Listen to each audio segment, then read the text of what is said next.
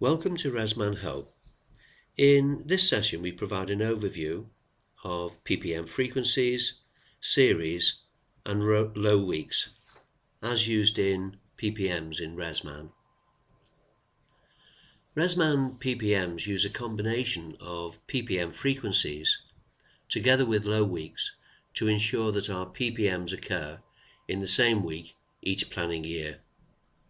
Therefore, if somebody says, we need this PPM to be done in the last week in July every year, then by operating in this fashion, we can be confident that the PPM will always appear in the last week in July.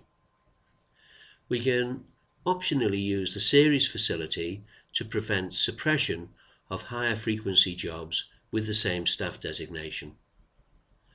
Each option is explained together with a table, and that has a list of examples. But just before we move on, we need to define higher and lower frequencies in RMM maintenance management. When we refer to a higher and lower frequency PPM in RMM maintenance management, we refer to the higher and lower numerical value, not the number of jobs that it will generate. Although a frequency 1 ppm job, a weekly job, will generate 48 jobs, and a frequency 48 ppm will only generate 1 job, we see the annual job with the higher numerical value, 48 weekly, as a higher frequency than a weekly job. So during this presentation and in all of the other RMM PPM videos, when we talk about a higher frequency, we're talking about the higher numerical value. A PPM frequency is a frequency in weeks, where the larger the number, example 48 as we've just described, is the higher frequency, and that represents a year, and 1 is a lower frequency representing 1 week. Therefore, a frequency of 2 is a fortnightly PPM, frequency of 4 is a monthly PPM, 12 is a quarterly, and 24 is a half-yearly PPM, and so on. We can also have frequencies greater than 48 to cater for multiple years. If a manufacturer's recommendation is that you have a 3-year PPM, then we might want to set the number of weeks as 144 weeks. This slide we've headed, why is a 48-week job an annual job? Using 48 weeks to represent a year, an annual job, provides us with the ability to create precise, lower frequency jobs which become factors of 48. So weekly is 1, fortnightly 2, monthly 4, quarterly 12, half-yearly 24. Additionally, when we use the concept of low weeks, which we'll describe in the next slide, this automatically adjusts our PPMs around 4 low weeks where only weekly PPMs are scheduled, and this gives us an added benefit of being able to catch up with any backlog maintenance. If you don't need your PPMs to be scheduled for exactly the same week each year, then you don't need to worry about low weeks, and you can give your annual PPMs a frequency of 52.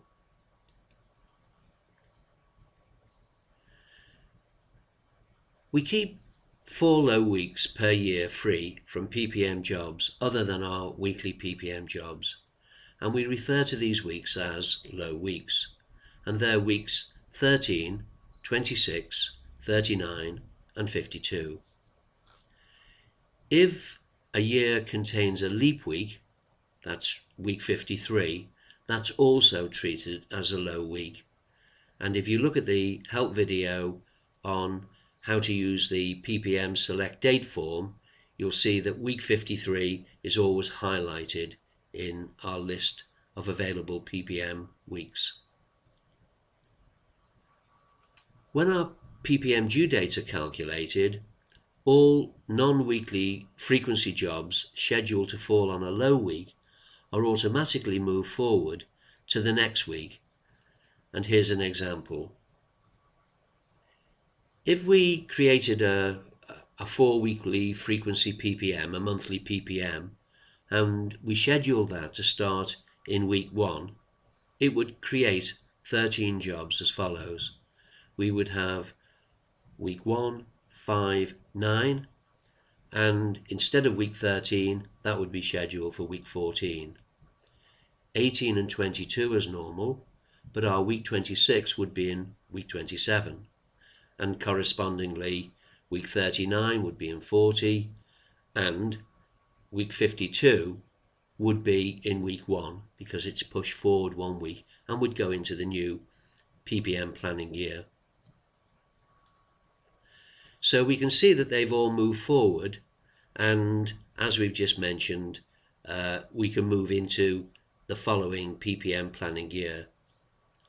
So therefore, a 48-week PPM year enables successful PPM scheduling, and we can now look at series and how we can override job suppression. So why do we use a PPM series? If the work content in a higher frequency job duplicates the work content in a lower frequency job, and it's for the same staff designation, we almost certainly won't want to create 2 PPM jobs.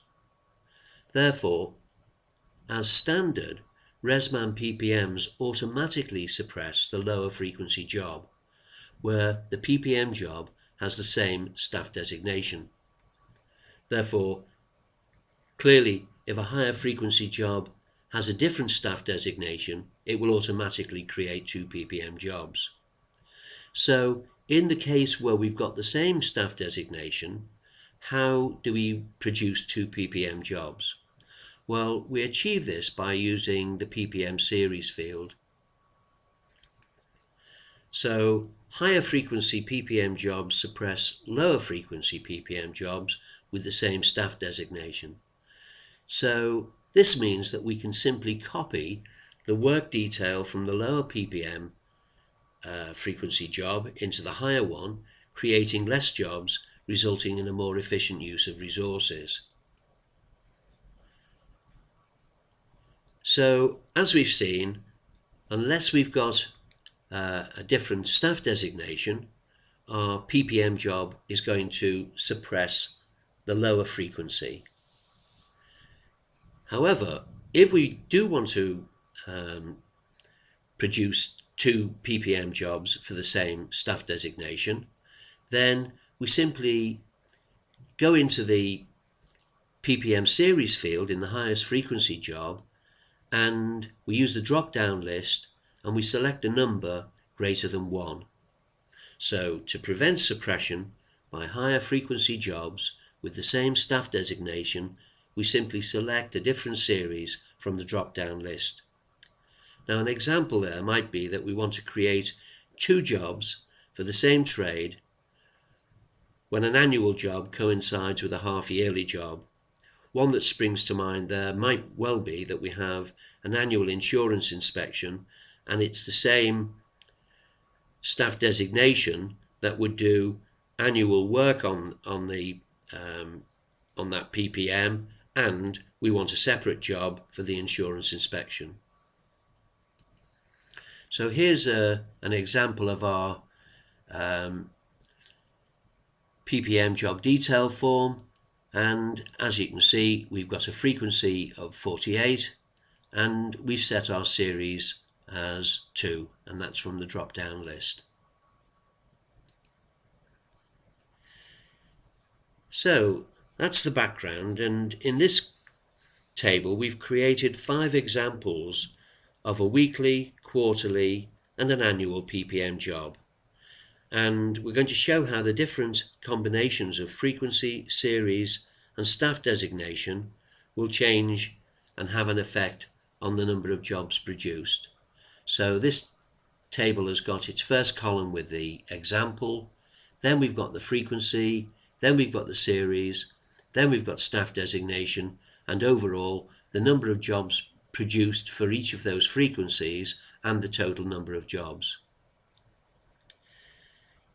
In example 1, it has all the same series and staff designations, and therefore the higher frequency jobs will suppress the lower frequency, the annual job will suppress the quarterly and a weekly job, and the quarterly job will suppress 3 weekly jobs, producing 48 weeklies, 3 quarterlies and 1 annual, giving a total number of PPM jobs as 52. Example 2 demonstrates the introduction of different series, but all the same staff designations. Therefore, the higher frequency jobs will not suppress the lower frequency jobs. This then gives us 53 weeklies, 4 quarterlies and 1 annual, giving a total number of PPM jobs of 57. Example 3 demonstrates the introduction of different staff designations, but all the same series. Therefore, again, the higher frequency jobs will not suppress the lower frequency jobs. This then gives us 58 weeklies, 4 quarterlies and 1 annual, giving us a total number of 57 jobs. Example 4 demonstrates the introduction of different staff designations and different series, and therefore again the higher frequency job will not suppress the lower frequency jobs. This gives us 52 weeklies, 4 quarterlies and 1 annual, giving a total number of PPM jobs of 57. And finally, example 5 demonstrates the introduction of a single different series for the quarterly job, but all the same staff designations remain constant. In this case, only the annual frequency job will suppress the lower frequency jobs, but not the quarterly. This then gives us 51 weeklies, 4 quarterlies and 1 annual, giving a total number of PPM jobs of 56. And this covers most of the possible combinations and concludes the overview of PPMs, frequencies, series and low weeks in RMM.